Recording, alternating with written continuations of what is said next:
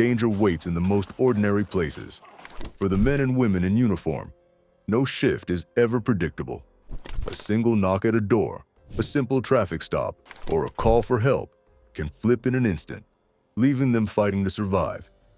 These are 5 stories that prove how fast control can vanish and how a routine assignment can explode into chaos before anyone realizes what's happening. Number 1. 911 call turns deadly. A frantic 911 call brought deputies racing to a second-floor apartment on Titleist Court. But what they encountered was a twisted scene where the victim turned out to be the threat. It was just after 11 p.m. when dispatch relayed the call. A young woman, 19-year-old Vanessa Eugene, claimed she had been strangled and battered. Sorry, did your girlfriend hit you? Where did she hit you? She hit you where? She hit you everywhere? Did she touch you or anything? What's the apartment yard? 2-4? Wait, just throw it clear for me. Did you say help? Clear channel for units on Titleist Court, 20 Joseph. Deputies arrived minutes later, knocking on the door and announcing themselves. Silence. Then, faint screaming from inside. Cradle, what do you have?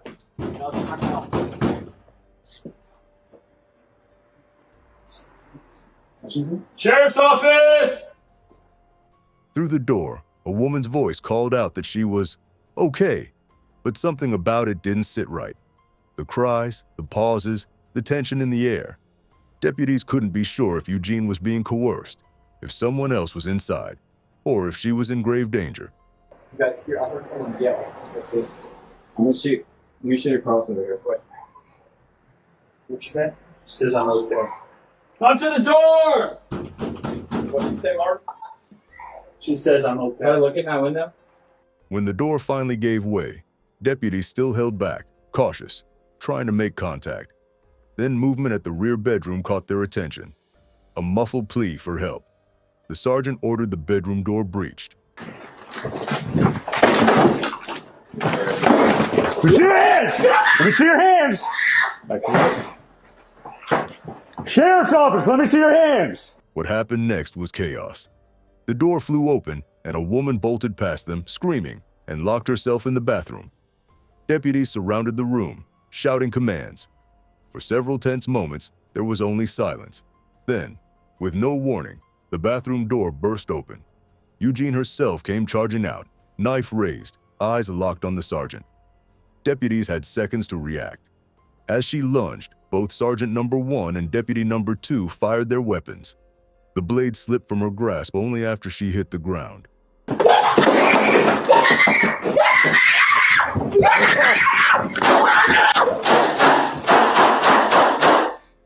Calm down, calm down.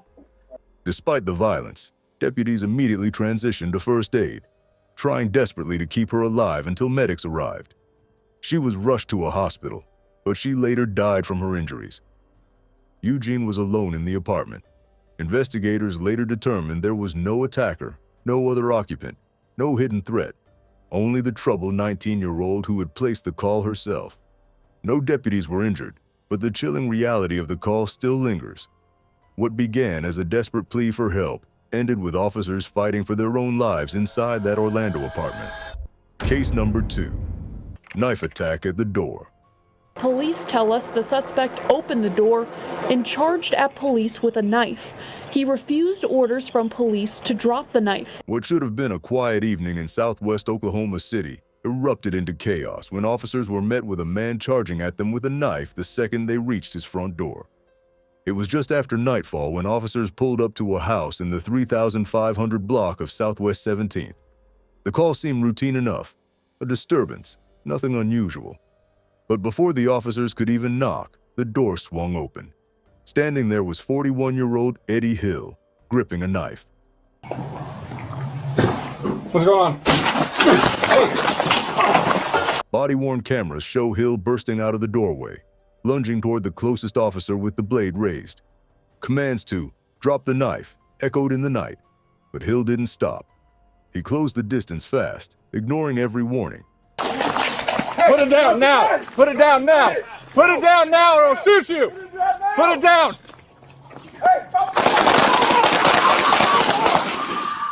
With only feet between them and no time left, officers fired.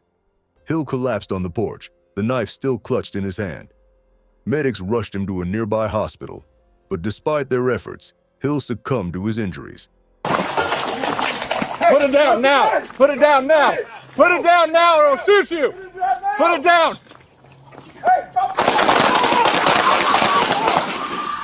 It all unfolded in seconds, from the door opening to shots fired. Officers later said there was no doubt that if they had hesitated, one of them would have been stabbed before backup ever arrived. The shooting is now under investigation. But one thing is clear. A split-second decision saved an officer's life that night. Before we dive into the next encounter, don't forget to like, share, and subscribe so you don't miss any of these real police stories. Case number 3. Gunfire in the alley. Come out with your hands up! Show me!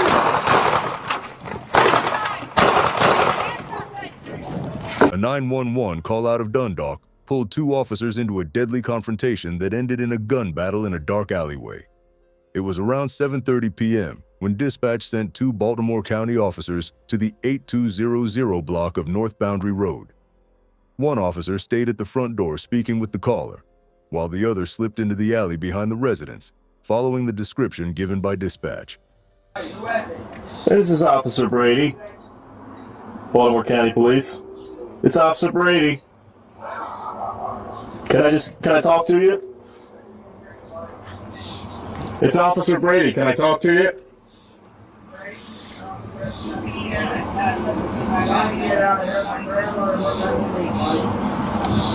What happened next unfolded in a flash. As the officer stepped into the alley, he spotted a man who matched the suspect's description. Before the officer could even issue a command, the man pulled a gun and opened fire. Hi. What's he doing? What's he doing? What's going on? Give me 10-3. Give me 10-3. Show me your hands. Show me your hands. The alley exploded with gunshots as both men exchanged rounds at close range. The officer's body-worn camera caught the chaos, muzzle flashes cutting through the dark, bullets ricocheting off brick walls. Come out, come out, come out, come out, come out with your hands up! Show me! Within moments, the suspect was hit and went down hard. I'm in the rear. Drop the gun! Drop the gun!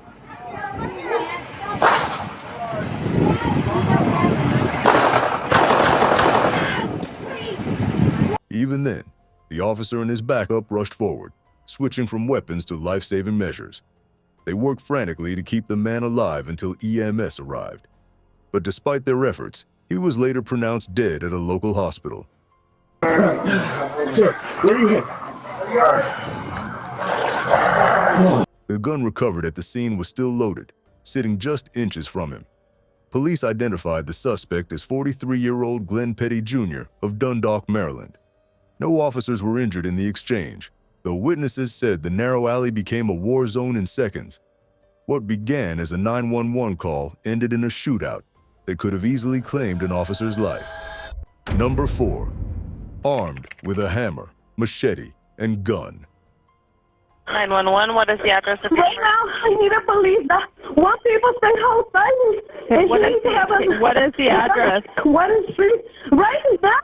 Hurry up. What is happening? I don't know. People have a gun. Who has a gun? The people, the man outside. He had the hammer and he's pushing my door. Hurry up. The sun had barely risen over Water Street when deputies were called into what sounded like a nightmare. A man reportedly armed with a hammer, a machete, and a gun. Is he trying to get your door open to your apartment? Yes. Do you know this person? Yes. His name is Giovanni. Please hurry up. At 6:30 a.m., deputies arrived at the 600 block of Water Street.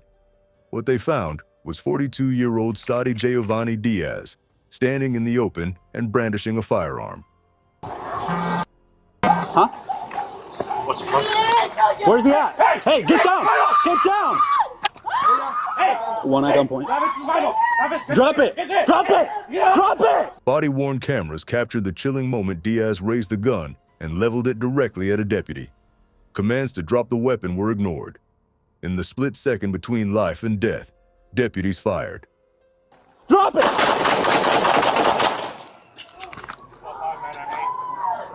But even after being struck, Diaz wasn't finished. He staggered, lifted his weapon again, and squeezed off a shot, hitting a deputy in the hand. Despite the pain and chaos, the deputy stayed in the fight. Fuck! Hey, I'm hit! 255 Adam, 999. Inside the residence, deputies made another horrifying discovery. A female victim, bleeding and shaken, who said Diaz had already shot her. She was rushed to the hospital with injuries. Meanwhile, Diaz was also taken for treatment before being booked on a staggering list of charges: attempted murder, burglary, kidnapping, assault on a peace officer, and multiple weapons offenses. The wounded deputy was treated and released later that day, walking out of the hospital with his hand bandaged but alive. A stark reminder of how quickly a routine dispatch can turn into a fight for survival. Number 5. Deputies ambushed.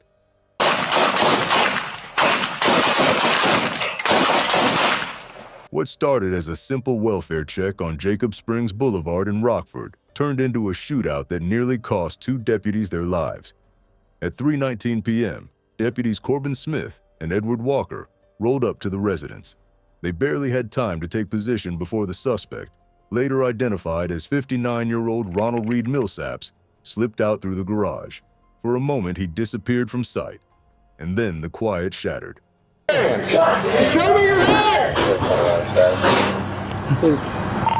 He just opened the door on us. We got him at gunpoint and ran back into the house.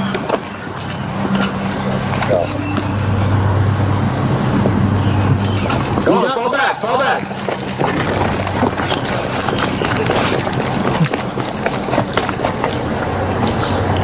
Millsaps opened fire without warning. Got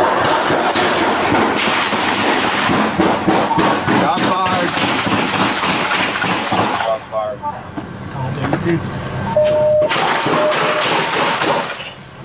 Bullets ripped toward the deputies, forcing them behind their patrol vehicles. Walker's body-worn camera shows the moment he was struck in the leg just 4 minutes into the encounter.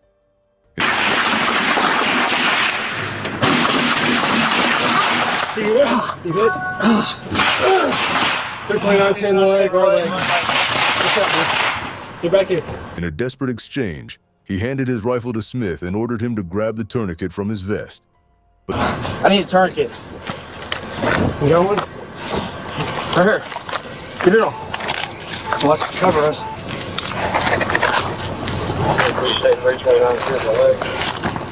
Table. Where you at? Behind his cruiser on the cover. Cover. Take more off. Cover.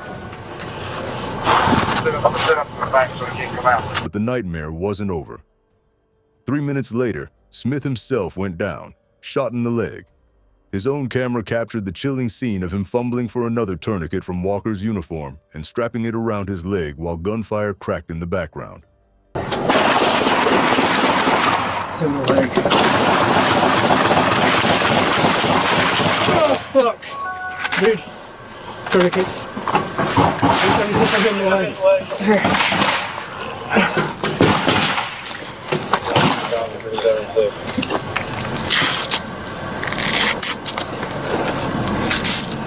Pinned down and bleeding, both men held out for what felt like an eternity until backup arrived. Fellow deputies braved the barrage of rounds to pull the wounded officers to safety, all while returning fire to keep Millsaps contained inside the house.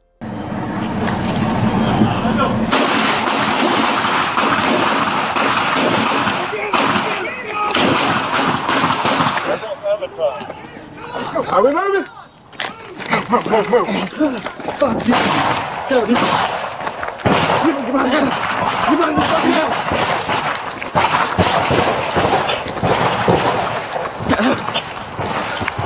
For nearly 2 hours, the standoff dragged on, Millsaps unleashing between 100 and 300 rounds at responding officers. The situation escalated when word came that an elderly woman was trapped inside and that Millsaps had threatened to kill her. That's when SWAT made their move. At just after 5 p.m., tactical units stormed the residence. Miraculously, they were able to take Millsaps into custody without further shots being fired. The woman inside was unharmed, but taken to the hospital for observation. Millsaps now faces a mountain of charges: 2 counts of attempted criminal homicide, aggravated kidnapping, aggravated domestic assault, reckless endangerment, and more. His bond has been set at over $2 million. 2 young deputies nearly lost their lives that day, but thanks to quick thinking, grit, and their brothers in blue who refused to leave them behind, they survived.